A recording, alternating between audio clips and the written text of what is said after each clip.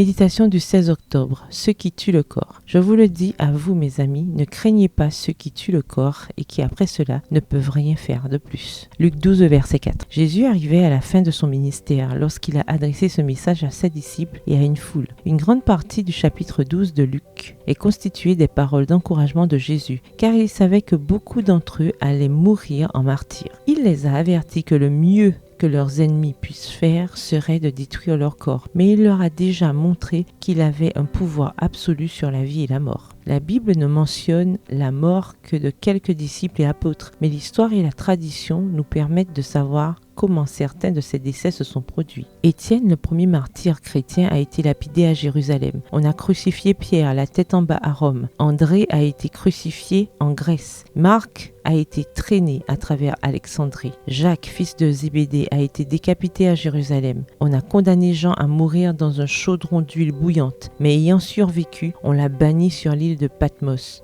Philippe a été flagellé et crucifié en Asie mineure. De même pour Barthélemy, par des fanatiques idolâtres en Arménie. Des prêtres hindous ont transpercé Thomas, le didyme, avec une lance. Des prêtres idolâtres en Grèce ont pendu Luc à un olivier. Matthieu a été transpercé par une lance en Éthiopie. Jacques, fils d'Alphée, a été crucifié en Égypte. Jude, fils de Jacques, a été crucifié en Mésopotamie. Il existe deux versions pour Simon le Zélote. Il aurait été crucifié soit en Samarie, soit à Jérusalem, ou serait parti évangéliser dans d'autres régions et y aurait été décapité. Choisi pour prendre la place de Judas, Matthias a été lapidé à Jérusalem, puis décapité. Mais le pouvoir des ennemis est limité. Ils ont pris la vie des grands hommes de Dieu, mais n'ont pas réussi à détruire leur foi. L'une des dernières lettres de Jean Hus, martyr chrétien du Moyen-Âge, dit ceci: « Si ma mort doit contribuer à sa glorification, priez pour qu'elle vienne promptement et pour que Dieu m'accorde de supporter tous mes malheurs avec persévérance. » Hus et Jérôme ont étonné même leurs ennemis par leur conduite héroïque. Tous deux se montrèrent fermes à l'approche de leur dernière heure. Ils se préparèrent pour le feu, comme ils l'auraient fait pour assister à une noce. Ils ne firent pas entendre un seul cri de douleur. Quand les flammes s'élevèrent, ils se mirent à chanter des cantiques, et c'est à peine si l'ardeur du feu réussit à arrêter leur chant. Texte tiré du livre La tragédie des siècles à la page 99, livre écrit par Ellen G. White. N'ayez pas peur de ceux qui peuvent tuer que votre corps, mais pas votre foi. Bonne journée, que l'Éternel vous bénisse.